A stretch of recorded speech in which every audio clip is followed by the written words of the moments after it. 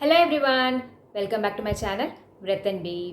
ఇవాళ మన టాపిక్ వచ్చేసి 7 స్పిరిచువల్ లాస్ ఆఫ్ సక్సెస్లో 4th law of least effort. అంటే do less and accomplish more. పేరులోనే ఉంది కదా, తక్కువ పని చేసి ఎక్కువ అచీవ్ చేయాలి అని అర్థం. మరి ఈ కాన్సెప్ట్ని మనం నేచర్ నుంచి కనుక నేర్చుకుంటే చాలా ఈజీగా మన కోరికల్ని ఫుల్ఫిల్ చేసుకోవచ్చు. అయితే అది ఎలా? ఈ లా ఎలా పనిచేస్తుందంటే, మనం ఏ పని చేసినా కూడా ప్రేమతత్వంతో ఉండాలి. వేరాస్ కోపం, పవర్, కంట్రోల్ ఇవన్నీ కనుక మనం ఈ ఎమోషన్స్తో కనుక పనిచేస్తే మన ఎనర్జీ మొత్తం కూడా వృధా అయిపోతుంది. అలానే హ్యాపీనెస్ కూడా. మనం హ్యాపీగా ఎప్పుడు ఉందామనుకుంటాం? ఫర్ ఎగ్జాంపుల్, ఏదైనా ప్రమోషన్ వచ్చినప్పుడు, లేదా ఏమైనా అచీవ్ చేసినప్పుడు, ఇలా ఏదన్నా వస్తేనే ఆనందంగా ఉండాలి అని అనుకుంటూ ఉంటాం. కానీ ఈ మూమెంట్లో ఇప్పుడు ఉన్నట్టుగా మనం హ్యాపీగా ఉండడం కనుక స్టార్ట్ చేస్తే రావాల్సింది కూడా ఫాస్ట్గా వస్తుంది. ప్రకృతిలో కనుక మనం చూస్తే ఒక చెట్టు పెరగడానికి ఏమైనా కష్టపడుతుందా? నో. అలానే చేపలు స్విమ్ చేయడానికి ఏమైనా కష్టపడతాయా? లేదు. అవన్నీ ఆటోమేటిక్గా, అంటే సహజ సిద్ధంగా వాటి పనిని అవి చేసుకుంటూ వెళ్తాయి. అలానే మనుషులు కూడా వాళ్ళ జీవితంలో ఏమైనా డ్రీమ్స్ని కానీ డిజైర్స్ని కానీ ఫుల్ఫిల్ చేసుకోవటానికి ఒక 3 నియమాలు, అంటే ఒక 3 రూల్స్ని పాటించాల్సి ఉంటుంది. ఎప్పుడైనా సరే మనం యూజువల్గా ఈ నియమాలు తెలియనప్పుడు మనం ఏమనుకుంటూ ఉంటాము? పక్క వాళ్ళ లైఫ్ని చూసి వాళ్ళ జీవితంలో మిరకిల్స్ జరుగుతున్నాయి, ఏవో అద్భుతాలు, లేకపోతే వాళ్ళకి ఏదో అదృష్టం కలిసి వచ్చింది అని అనుకుంటూ ఉంటాం. కానీ అక్కడ జరిగేది మాత్రం లా ఆఫ్ లీస్ట్ ఎఫర్ట్. మరి ఈ లా ఆఫ్ లీస్ట్ ఎఫర్ట్ని ఎలా ప్రాక్టీస్ చేయాలి? ఫస్ట్ వన్ వచ్చేసి accept the things, people and situation as it is, but not as you wish. అంటే ఉన్నట్టుగా అంగీకరించటం. ఎవరిని అంగీకరించాలి? అక్కడున్న పరిస్థితుల్ని, వస్తువుల్ని లేదా సిచ్యువేషన్స్ని, ఇవన్నీ వాటినంతటగా యాక్సెప్ట్ చేయాలి, మనకి నచ్చినట్టుగా కాదు. దీనికి ఒక చిన్న ఎగ్జాంపుల్తో చూద్దాం.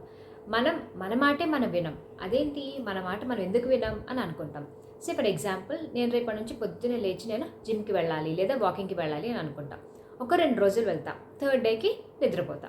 సో నేను అనుకున్న పని నేను చేయలేనప్పుడు మరి పక్క వాళ్ళు నా ప్రకారంగా, లేకపోతే నేను ఎలా అనుకుంటున్నానో ఆ విధంగా వాళ్ళు ఎందుకుంటారు? ఆర్ఎల్స్ ఎలా ఉంటారు?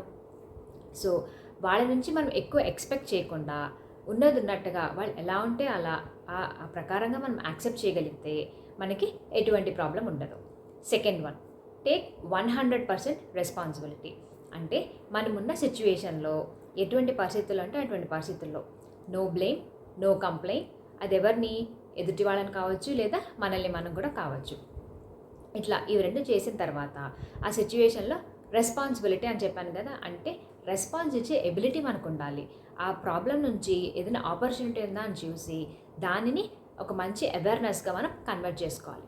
ప్రతి ప్రాబ్లంలో ఒక సొల్యూషన్ ఉంటుందంటారు. అలానే ఆ ఒక ప్రాబ్లం వచ్చినప్పుడు దాన్ని ఏమైనా కొత్త ఆపర్చునిటీ, దాని నుంచి ఏమైనా నేర్చుకోవచ్చా, లేదంటే అది మనకి ఏం నేర్పించడానికి వచ్చింది అని చెప్పి మనం ఆ విధంగా ఆలోచించడం అనేది చేయాలి. ఇంకా 3వది వచ్చేసి డిఫెన్స్లెస్నెస్. అంటే మన పాయింట్ ఆఫ్ వ్యూ మనకి నచ్చినట్టుగా అవతల వాళ్ళని కన్విన్స్ చేయడానికి మనం అన్ని రకాలుగా ట్రై చేస్తుంటాం. దీనికోసం ఎదుటి వాళ్ళతో మనం ఫైట్ చేస్తూ ఉంటాం, వాళ్ళని రెసిస్ట్ చేస్తూ ఉంటాం, అన్ని రకాల ఎమోషన్స్ని ప్రదర్శిస్తూ ఉంటాం. కానీ ఎప్పుడైతే మనం ఈ డిఫెన్సివ్నెస్ని ఆపేస్తామో అప్పుడు మళ్ళీ మన ఈ ప్రజెంట్ మూమెంట్కి వచ్చి హ్యాపీగా ఉండడం అనేది చేస్తూ ఉంటాం. అండ్ ఇంకొకటి, ఈ డిఫెన్స్లెస్నెస్ అనేది చేయకపోవడం వల్ల మనం రిజెంట్మెంట్ నుంచి కానీ, భయం నుంచి కానీ, యాంగ్జైటీ నుంచి కానీ, వీటన్నిటి నుంచి కూడా బయటపడి హ్యాపీగా ఉండడం జరుగుతుంది.